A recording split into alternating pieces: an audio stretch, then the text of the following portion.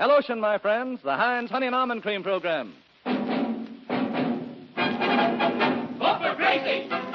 Vote for Gracie! Vote for Gracie! Vote for Gracie! Vote for Gracie! Starring George Burns and Gracie Allen with Frank Parker, Ray Noble and his orchestra, and Truman Bradley speaking. 100 million strong, and trying to can't go wrong. Vote for Gracie! Keep voting all day long.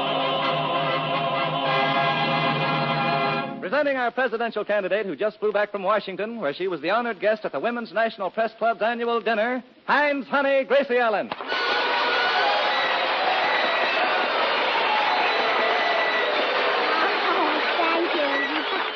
Thank you very much. And now presenting her partner, who just got back from the opening of a meat market, George Burns. Thank you, my friend, and you are my friend. Oh, he is not. It's your brother Willie. Oh, I noticed that suit looked familiar. Say, Gracie, we're all dying to know what happened in Washington. Well, it's a long story, so I'll tell it. Good. Now, I met Mrs. Dewey, Mrs. Vandenberg, Mrs. Burton Wheeler, Mrs. Bennett Champ Clark, and I met, what's her name now?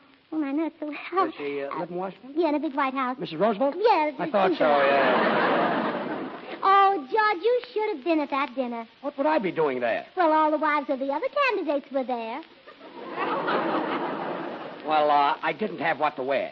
You mean you had to stay home and watch the children? Quiet.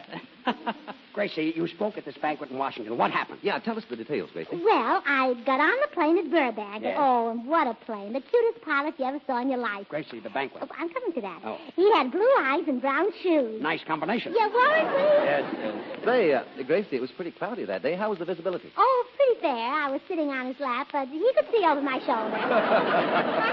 Gracie, the banquet. I'm coming to that. Say, George, if Gracie is elected, what are you going to do? You think you're kidding, huh? I'm beginning to worry, too. Well, don't worry. You can always write a column, and I can correct the spelling. Well, thanks, kid. Oh, and George, what a thrill I got. There we were flying 10,000 feet over the Grand Canyon, and the pilot let go of the controls and put both arms around me. Did he start falling? Oh, you said it, and I fell for him, too. Gracie, did you ever get to Washington? Well, where do you think I made that speech? Speech? Yes, What speech? at the banquet. Well, what did you say? Oh, coming to that. Well, come to it. And we flew over Texas. Freddie the pilot, you know, he's the pilot. Yes, so I know. Well, he had a little trouble. He stuck his left hand out to make a left-hand turn and got it caught in the propeller. Did he ever stick his right hand out? Yeah, and Mr. Garner shook it for 20 minutes. Well, that's fine. I said, George, why is it that I always get dizzy when I'm up in a plane? Well, Ray, it's the altitude that affects you. Well, then why is it I'm dizzy when I'm not in a plane? Maybe you were born that way. Maybe you're right, old man. I know I was born. Well, that's something. Of course, I remember the stork made 7 trips with me. 7 trips. Yes, my parents kept rejecting me. Well, they shouldn't have given up so easily, and cheerio. Oh, cheerio. Cheerio. Oh, George, isn't that Ray silly? You talk about one thing and he talks about something else. But you're all right, huh? Yes. How about the speech? Well, I didn't make that until I got to Washington. Well, please get to Washington. Coming to that. So the plane was going about 150 miles an hour, and we were flying upside down, and I said to Freddie... Wait a minute. You were flying upside down? Well, it was raining, and I didn't want to get my hat wet. Well, that's fine. A $10 hat and a $90,000 plane. So I said to Freddie, that's the pilot. I know that's the so pilot. I said to him, I said, stop at the World's Fair for a second, and we landed in front of the Hall of Mirrors. You stopped in front of the Hall of Mirrors? Yes, my nose was shining. Oh, nuts. So then we took off again and finally landed in Washington. And you said goodbye to Freddie? Yeah, but by that time we were engaged. Well, did he give you a ring? No, he couldn't afford a ring, so he gave me the plane. Well, wear it in good health. Oh, thank you. You're welcome. And when I got off the plane, there were a lot of photographers there. What happened? Well, I took their pictures. What about the newspapermen? I interviewed them, too. Did they ask you anything? Did they? They kept firing questions a mile a minute. Well, what do they want to know? Whether Myrna Loy has really got red hair. And did you tell them that Hetty Lamar has a 20-foot fence around her house? Yeah, and they couldn't get over it. Lots of things I can't get over, too. Say, George, when Gracie goes to Washington and you're off the radio, don't worry. Who's worrying? Well, stop biting your nails and I'll tell you. They're not my nails. No. No. And they're not even his teeth. Oh, no. Quiet.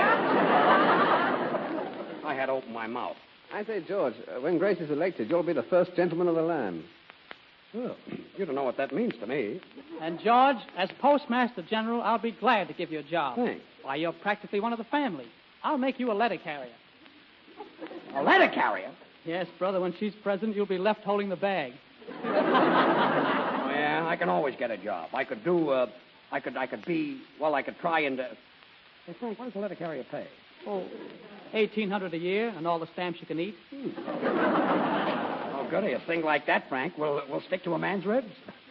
Say, Gracie, you went to Washington and met Mrs. Roosevelt and other important people. We're all dying to hear about it. Well, I'm coming to that. So after we left the airport, I got into an official car and rode down Pennsylvania Avenue. And I was greeted by a man in a beautiful white uniform. So? So I bought a good humor from him, and You I bought a kept good bowing and humor? smiling. Oh, yes, and I kept bowing and smiling to all the people, and the Republicans kept throwing confetti out of the window. Well, that's nice. And the Democrats kept throwing it back. Well. They wanted to keep the streets clean. Yes. George, a street cleaner job pays $1,300 a year. Will you know. go away? Yes, Will you go? You know, Gracie, I wish I were with you in Washington last week. Oh, so do I. Must have been thrilling. I'd have given anything to be there. Really? Oh, rather. I love good humor. Gracie, did you ever arrive in Washington? Oh, I certainly did. I finally got to the Willard Hotel where the banquet was being held. And who do you think I met at the door? Who? The Secretary of the Interior. The Secretary of the Interior? Yes, and we had a couple of X-ray pictures taken together. Well, I hope you remembered to smile. Well, I'm glad to hear that. And here's Truman Bradley, who will show you how to beat a certain skin game. Take it, True. Wash day is certainly hard on your hands. Harsh cleansers and hard water and raw wind when you're hanging things on the line certainly do make your skin look red and chapped. So for real comfort, keep a bottle of Heinz Honey and Almond Cream near the laundry tubs. Oh, Truman, you don't have to sell me on Heinz Honey and Almond Cream. Remember, I'm Heinz Honey. Thank you, Gracie. Oh, I use it all the time on my strawberries. Come on, Gracie. Smooth Heinz all over your hands, arms, and wrists before you start and the minute you finish washing. Right away, good creamy Heinz soothes your tender skin. Heinz is really the quick comfort lotion. Extra creamy, extra softening, and it contains 2 vitamins, A and D. Every creamy drop of Heinz helps ease away that rough, sandpapery look, coaxes back a smoother, more comfortable feeling to your hands. You can get Heinz Honey and Almond Cream at any toilet goods counter. The big dollar size is economical for family use, while the 10, 25, or 50-cent size is handy for your laundry shelf.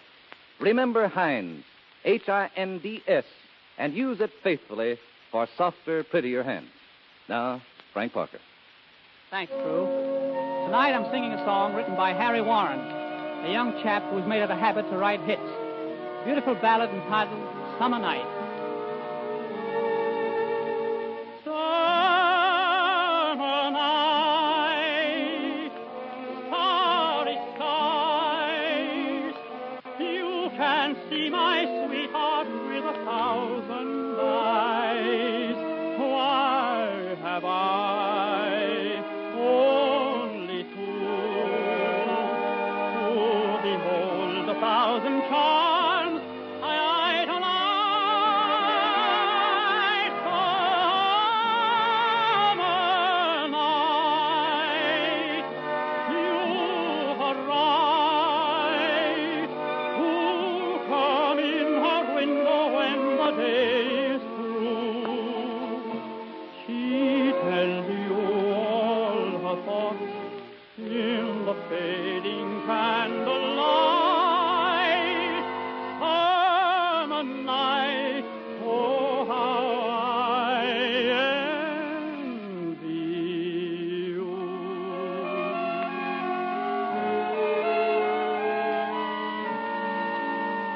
Why am I so jealous of the moon? Jealous of a summer night in June. Why can they remain beside my darling while I must leave so soon? Summer night, you've arrived. Who come in her window when the day is through? She tells you all her thoughts in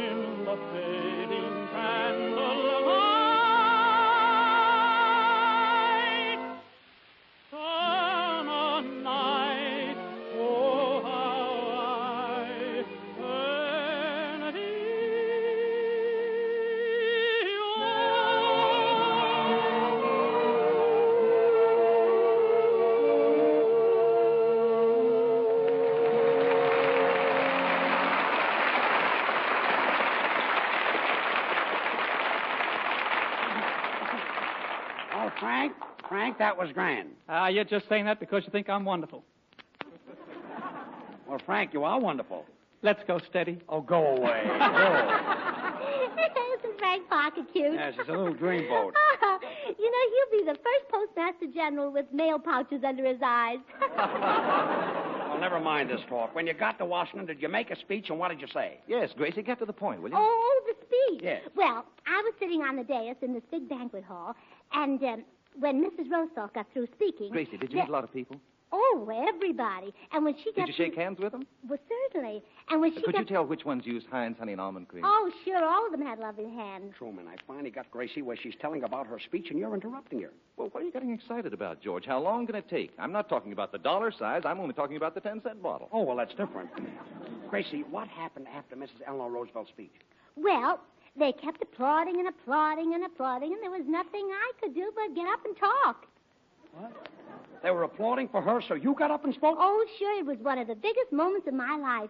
Well, if I hadn't been there myself, I wouldn't have believed it.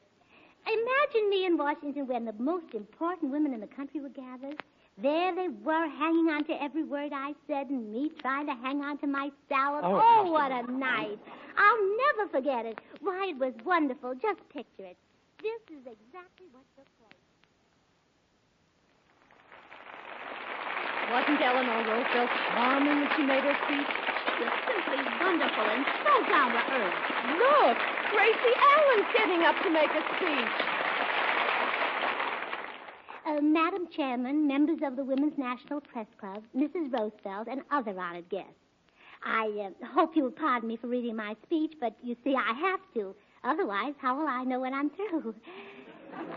Anyway, well, I'll just call you girls because I hardly know you well enough to call you ladies. So, girls, please don't expect me to tell you why I'll be the best president we ever had. There are too many obvious reasons why, and anyway, I'm too modest. It wouldn't be good to talk about politics either. I'm afraid you women couldn't agree with my opinions any more than you can with your own. And I certainly can't talk about the other candidates with so many of their wives here. And there's no sense about talking about clothes because none of us can buy any till the campaign expenses are paid for. And as far as I'm concerned, I can't even charge them till I find out whether I'm going to be elected or working for a living. So I guess I'll just have to wind up talking about men and why they should be repealed. Now, don't think I'm panning the men, but it's time we had a woman president. Millions of people tell me that. Well, maybe not millions, but thousands, or anyway, hundreds. At least my sister Bessie told me that. So what's my opinion against millions of people? So, of course, I won't be the first woman president. I'll be the first woman who's president officially. That's all. Now, we've been having unofficial women presidents ever since Martha Washington let George take all the credit. And in those days, there wasn't any Seattle to fly to, so she just ran a candy shop on the side. But where was I? Oh, yes. It's time we girls get together and go places. And why shouldn't we do our backseat driving from the front seat? Why are men the only ones who can get suits with 2 pairs of slacks? Because it's a man's world, that's why. She's absolutely right. Why, just the other day in Hollywood, a Scotchman he was in kilts and he got on a streetcar and an old lady in riding pants got up and gave him her seat. That's what this man's world is doing to us. But on the other hand, women will admit men aren't a total loss. Why shouldn't we? We're just as broad-minded as men, no matter how stubborn and narrow they are. Why, I'll be the first to give a man credit when he's done something really big, no matter how small it is. Even a man who gets to be president is surprised. His mother knows he'll be president before he's born, but he's never sure of it till he hears from Mr. Farley. And to show you this is a man's world, just before dinner, Mrs. Burton Wheeler was telling me about her husband. On top of all his campaign worries, his chickens are a big problem. She says Mr. Wheeler's rooster has been lying awake nights trying to figure a way to produce better eggs and more of them. Then in the daytime, the rooster is so tired, the hens have to wake him up to crow about the eggs that they have laid. But our day is coming, we hope. Women in all walks of life know what time it is, even if they're a little late in getting there. And you wives know what's going on even if you can't prove it. And, oh, it would be wonderful if men and women could play 50-50. But how can they? Half the time the men think they're right. Now, why can't men and women be as friendly to each other as women are? Take two women. There you've got the most beautiful friendship in the world as soon as they find out they both hate the same girlfriend. And that friendship can't be broken till they find out they both like the same boyfriend. But I guess it's our own fault. We spoil men. Well, we shouldn't say men are just grown-up boys. It's bad for the men and very discouraging for the boys. On the other hand, how can you resist a man who does sweet, considerate little things for you? Like Mrs. Dewey told me about her husband. Only last month, while she was carrying his armchair over to the window, she dropped her handkerchief, and he picked it up for her. Now, you know, it's things like that that make men worth living. So, in conclusion, girls, I can't actually promise that electing me will make men any better, but don't forget this. The most annoying thing about men is that they're so hard to catch. So, girls, with me in the White House, you'll at least know where to look for them. Thank you.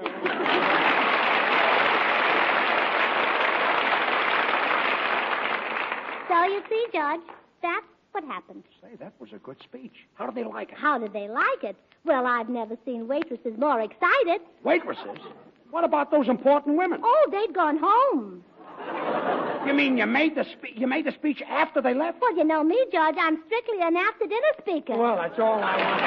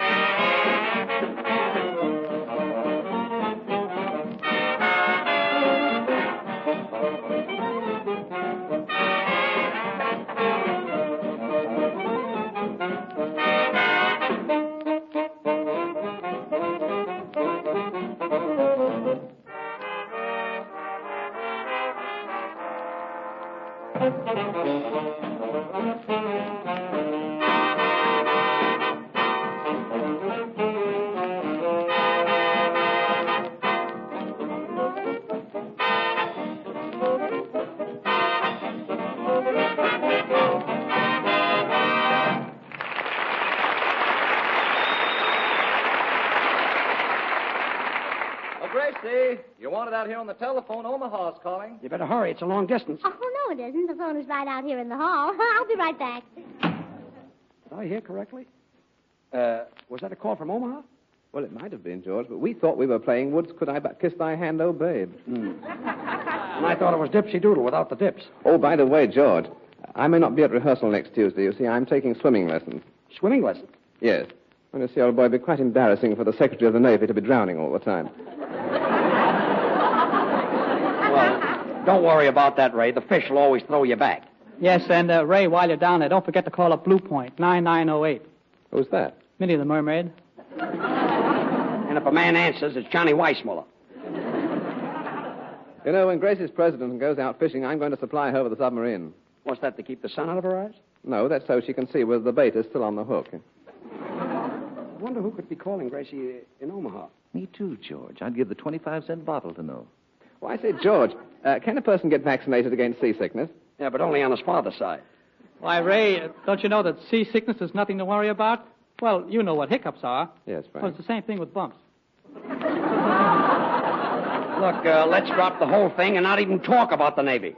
You mean goodbye, Mr. Ships? Yeah, goodbye. Secretary of the Navy taking swimming. I'm back. Oh, Gracie, who phoned you from Omaha? Oh, I was talking to Dan, and I said to Dan? him... Yes, and I said to him... Who's Dan? Dan Butler, mayor of Omaha. And I said to The him... mayor of Omaha? Well, sure, every city has a mayor, you know. Oh, thanks. And they want me to hold my surprise party convention there in May. You mean to say the people from Omaha actually want you to hold a convention there? That's what Dan Butler said. Have the people gone out of their minds? Yes, but they'll be back in time for my convention. And St. Clair Lewis says it can't happen here. Oh, it's going to be more fun. Union Pacific is going to have a special train for me. The mayor is having a special key to the city made for me. The businessmen are going to have torchlight parades for me. And the people will have street dances for me. Oh, there'll be about 300,000 visitors there to cheer for me. And my sister Bessie's going to be there. Bessie? Well, she's going to vote for me. Well, then you can't lose. Hello, Pres. Oh, hello, Bubbles. What's new since I've been gone? Oh, nothing much. But when I was crossing Vine Street the other day, I was hit by a truck. Hurt? Yes, but they'll be able to get it fixed. Well, that's a load off my mind. Come in. Pardon me, is Miss Allen in? I'm Miss Allen. Oh, Miss Allen, I met you in Washington last week. Oh, I remember you. Congressman Bloom. No, Oh, Senator Hatch? no. Oh, well, I give up. Who are you? The good humor man. You forgot your change. Oh, isn't he honest? And she's running for president. Say, Gracie, he's got pretty eyes. Say, if you think his eyes are pretty, you should taste his orange sherbet. Well, tell me about the banquet, Gracie. What were the candidates' wives wearing? Well, I couldn't tell. They all had big signs in front of their dresses. Signs? Yes, saying, vote for my husband.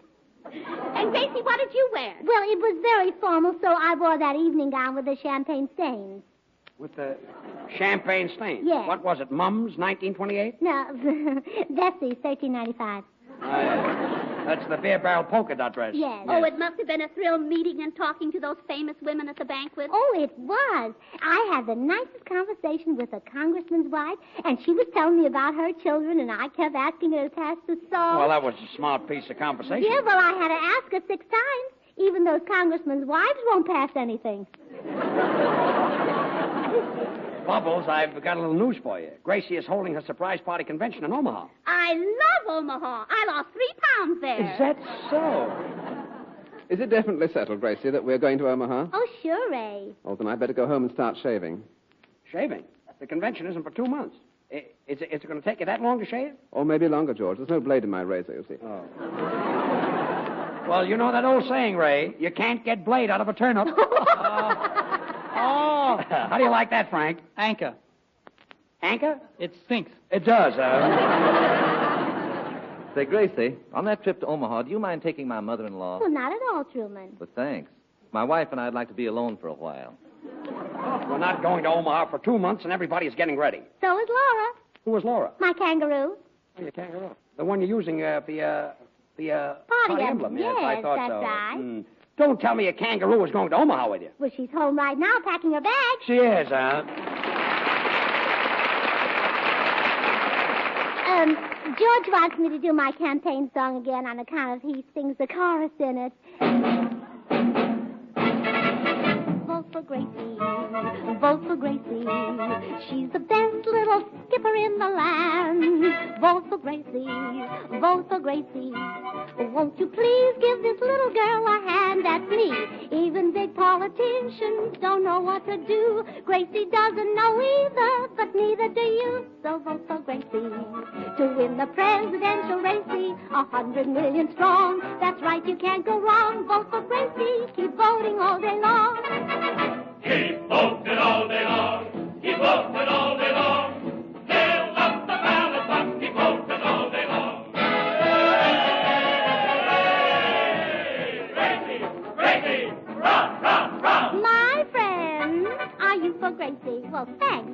like to hear Frank Parker sing my song. Ho, ho, ho, Gracie. Oh, Figaro, Figaro. Oh, Gracie. It's awfully high, don't you know? I'm for Gracie. To lead the boys of Mary Chasey. 100 million strong. That's right, you can't go wrong. Vote for Gracie. Keep voting all day long. All right, George, here's what you've been waiting for. Oh, vote for Gracie, so I can be by myself. Please vote for Gracie, so I'll be happy on the shelf. If she's elected, I'll be neglected. Then I can stay home and play solitaire and keep that silly dame out of my hair. Vote for Gracie, vote for Gracie, vote for Gracie, vote for Gracie. 'Cause her hands are the softest in the land. Vote for Gracie, vote for Gracie, vote for Gracie, vote for Gracie. Now let's have Truman Bradley take the stand. Why don't you be like Gracie? Be fair to yourself. Keep Heinz Honey and Almond right there on your shelf. Goodbye to Chap Hands. Let's get together now and clap hands. And for a thrill let's do. We'll tell you what to do. Vote for Gracie, and she'll shake hands with you. Vote for Gracie, yes, yes. Vote for Gracie, yes, yes. If the country's going Gracie, so can you. Hey! Vote, vote, vote, vote, vote, vote, vote. Uncle Sam, let me paddle your canoe. I'm just like Joan of Arc, I hear destiny call. It's a call to the ballpark to throw out the ball. Well, vote for Gracie to win the presidential racing. 100 million strong. That's right, you can't go wrong. Vote for Gracie. Isn't it thrilling? Keep voting all day long.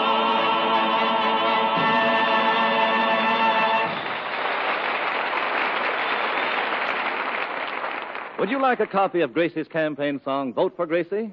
Yes, I mean the actual sheet music, complete with lyrics and verses. Well, here's how you can get a copy of this song. Just write your name and address on the back of a Heinz Honey and Almond Cream carton. The 25, 50-cent, or dollar-size carton, or 2 10-cent size cartons, and mail it to Gracie Allen, Hollywood, California. That's all. Then in a few days, you'll receive your copy of Gracie's campaign song, Vote for Gracie. Oh, I almost forgot. This sheet music has a swell picture of Gracie on the cover, too, which shows how sweet and lovable Gracie really is in person. You can get Heinz Honey and Almond Cream at any toilet goods counter. You'll find every creamy drop of this quick comfort lotion helps ease away that rough sandpapery look, coaxes back a smoother, more comfortable feeling to your hands. So get a bottle of Heinz tonight and use it faithfully for softer, prettier hands.